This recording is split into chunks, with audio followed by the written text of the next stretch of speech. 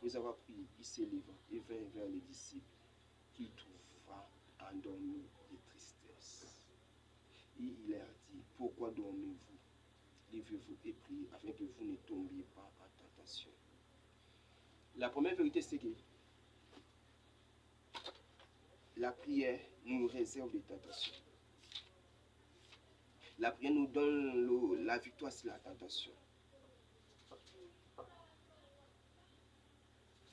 L'homme qui prie a la capacité de vaincre la tentation.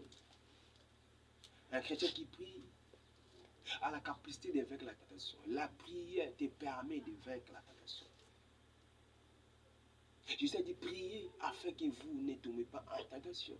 Pour dire quoi que la prière nous permet de donner la victoire devant la tentation. Et la vie de prière. Prions à tout moment. La Bible déclare prier sans cesse.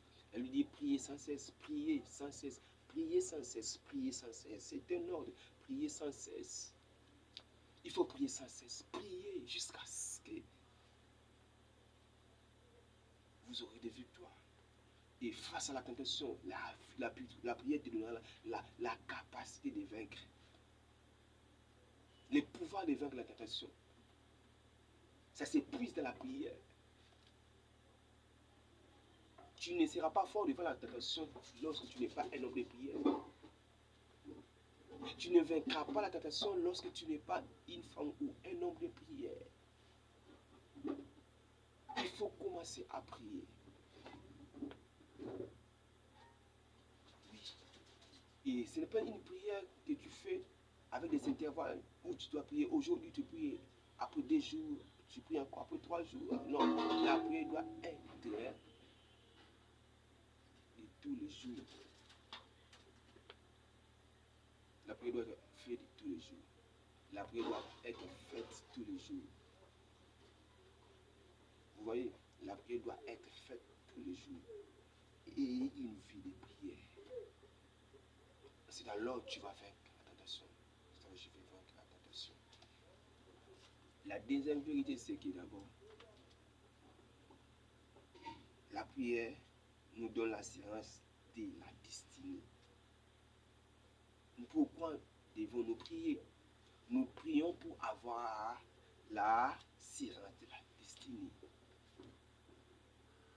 Frère, il y a certaines personnes, certains hommes qui vivent sur ce monde ici, qui n'ont pas l'assurance de leur destinée. Ils ne savent pas que sera la vie, ou leur vie après 2 ans, 3 ans, ou après 4 ans. Qu'est-ce qu'il sera réellement?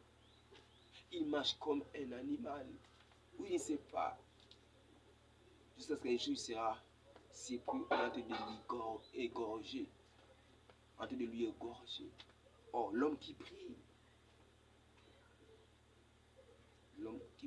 a la séance de sa destinée. Parce que Dieu va lui révéler sa destinée. Il connaîtra sa destinée. Il saura que non, moi je suis appelé à faire ça. À être ceci, à être cela. Mais pour connaître ces choses, il faut d'abord avoir une vie de prière. Prions afin que Dieu nous révèle notre destinée. Et une vie de prière. Que ce soit pour nous une coutume.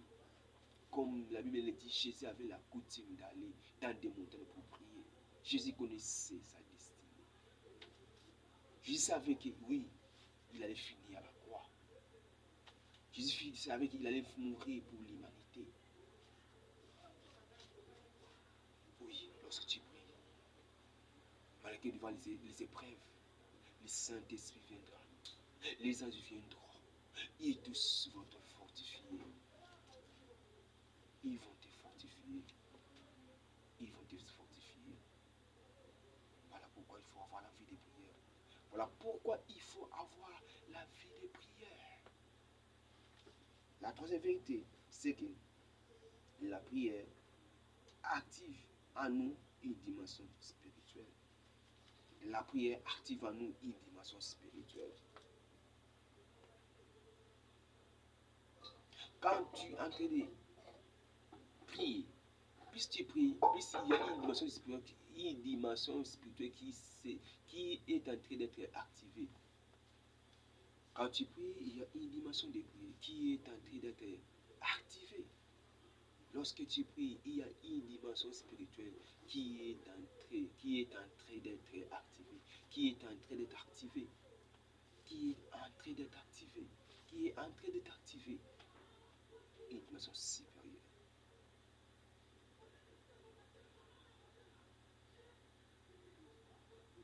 Voilà pourquoi nous devons prier. La prière active en nous une dimension spirituelle. La prière doit aussi être en nous une vie et non un corps vide. La prière, c'est un moment où les intimes cherchent à raconter leur intime. C'est un moment où l'épouse désire raconter son époux. C'est un temps où où les amoureux viennent pour se dire des choses, pour s'échanger. Cela doit être une vie de tous les jours. Cela doit être automatique, pas mécanique. Cela ne doit pas être un corps fait. La prière ne doit pas être un corps fait. Il faut avoir la coutume. Un endroit où tu dois aller toujours prier. Tu dois avoir toujours des rendez-vous de prière avec Dieu. Il faut avoir toujours des rendez-vous de prière. Des moments où tu désires raconter le Seigneur. C'est les intimes aiment ça. C'est les amoureux aiment ça. C'est des hommes assoiffés aiment ce temps-là, la prière. Lorsque la prière devient un corps, frère, c'est que tu ne comprends pas la personne pour qui tu vas chercher.